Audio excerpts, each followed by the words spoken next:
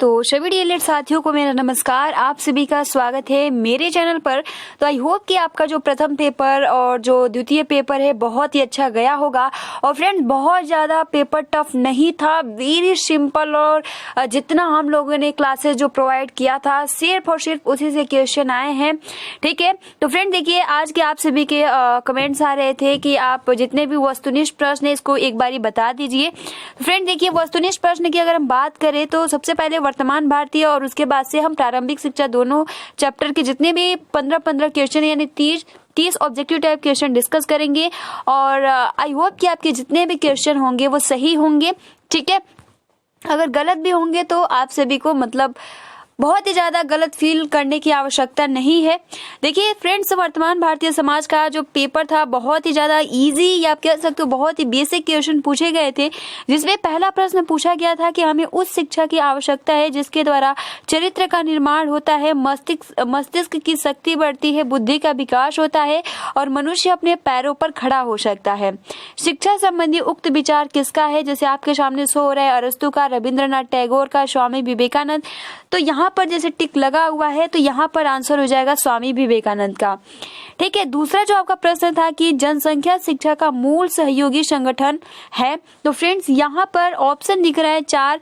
तो यहाँ पर जो राइट आंसर हो जाएगा UNESCO। ये जनसंख्या शिक्षा का मूल सहयोगी संगठन था। उसके बाद देखिए, तीसरा जो आपका प्रश्न था कि द्विवा स्वप्न के लेखक कौन है, तो फ्रेंड द्विवा स्वप्न देखिए वेरी सिंपल और बहुत ही आसान। यहाँ पे जो ऑप्शन नंबर जो बी है गिजू भाई, यहाँ पर ये करेक्ट हो जाएगा। उसके बाद देखिए, हमने वैदिक कालीन शिक्षा के बारे में बहुत ही अच्छे से, या बौद्ध कालीन शिक्षा या मुस्लिम कालीन शिक्षा या मध्यकालीन शिक्षा, किस भाषा में वैदिक कालीन में संस्कृत में दिया जाता था, मुस्लिम कालीन जो था वो फारसी अरबी में दिया जाता था। ठीक है, मध्यकालीन में शिक्षा किस, तो इस तरीके से आप यहाँ पर देख सकते हो कि यहाँ पर पाली भाषा का शिक्षा का माध्यम क्या था, तो बौद्ध कालीन शिक्षा था। उसके बाद देखिए फ्रेंड्स, मुदालियर आयोग जो कि लक्ष्मण स्वामी मुदालियर आयोग, इसके क्या थे? अध्यक्ष थे। और वो किससे संबंधित थे? तो प्राथमिक शिक्षा से संबंधित थे। तो इसलिए अगर आपने 2 आंसर लगाए हैं तो बिल्कुल सही है। उसके बाद देखिए, अगला जो प्रश्न है कि सच्ची शिक्षा वह है जो व्यक्ति के अंदर से प्रस्फुटित होती है और यह अंतर्निहित शक्तियों की अभिव्यक्ति है। यह कथन किसका है? तो फ्रेंड्स यहाँ पर देखिए, इसका जो राइट आंसर हो जाएगा वो हो जाएगा यहाँ पे रूसो का।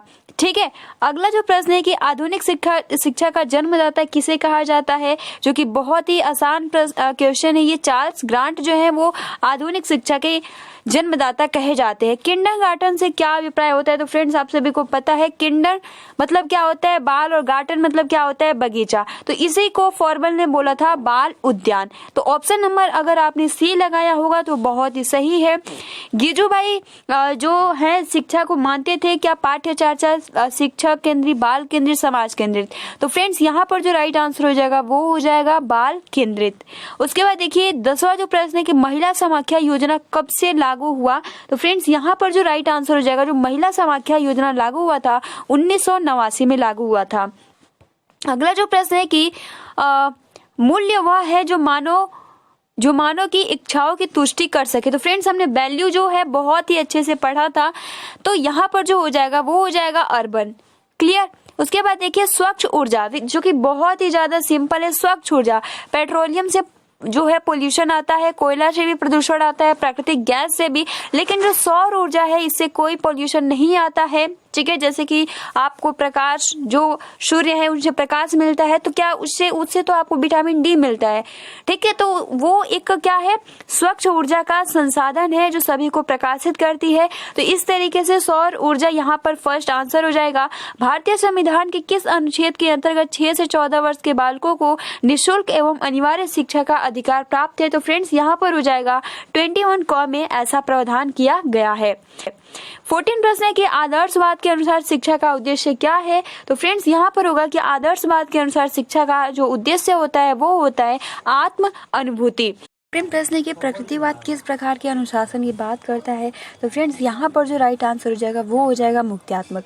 अभी फिलहाल के लिए आप देख सकते हो यहाँ से अति लघु स्टार्ट क्वेश्चन होता है जो कि बहुत ही ज़्यादा सिंपल क्वेश्चन पूछे गए थे। ठीक है, बौद्धकालीन शिक्षा के 2 प्रमुख केंद्र बताइए, तक्षशिला, नालंदा। मूल्यपरक शिक्षा के उद्देश्य क्या होते हैं? तो आंतरिक शक्तियों का जो होता है वो विकास करना। भारतीय शिक्षा का महाअधिकार पत्र किसे कहा जाता है? तो हम बाद में आप सभी को प्रोवाइड कर देंगे। ठीक है, आई होप कि आपने वेरी सिंपल क्वेश्चन जो है किए होंगे। चलिए प्रारंभिक शिक्षा की तरफ बढ़ते हैं हम लोग और उसमें किए बहुविकल्पीय प्रश्न जो है हम लोग डिस्कस करते हैं। ठीक है, तो थोड़ा नीचे और स्क्रॉल करते हैं और यहाँ पर देखिए पहला जो क्वेश्चन है कि ये प्रारंभिक शिक्षा का है। पहला वस्तुनिष्ठ प्रश्न है कि कौन सा अनुच्छेद अल्पसंख्यक वर्गों के हितों के संरक्षण से संबंधित था? तो फ्रेंड्स यहाँ पर जो राइट आंसर हो जाएगा जो अनुच्छेद 29(1) है। ठीक है, ये अनुच्छेद अल्पसंख्यक वर्गों के हितों से ये क्या था? संरक्षण से संबंधित था। तो अगर आपने ऑप्शन नंबर सी लगाया है तो बिल्कुल सही है। देखिए अगला जो प्रश्न है कि 6 से 14 वर्ष तक के बच्चों की निःशुल्क व अनिवार्य शिक्षा को मौलिक अधिकार किस संविधान संशोधन द्वारा बनाया गया? तो फ्रेंड्स यहाँ पर जो राइट आंसर हो जाएगा वो हो जाएगा 86वें संशोधन द्वारा, जो कि बहुत ही ज़्यादा सिंपल क्वेश्चन है, आसानी के साथ इसको कर सकते हो।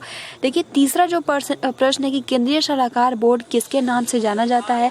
तो फ्रेंड्स केंद्रीय सलाहकार बोर्ड किसके नाम से जाना जाता है? तो सार्जेंट योजना के नाम से।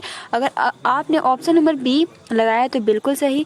उच्च अध्ययन शिक्षा संस्थान कहाँ स्थित है? तो फ्रेंड्स यहाँ पर जो राइट आंसर हो जाएगा वो हो जाएगा दिल्ली।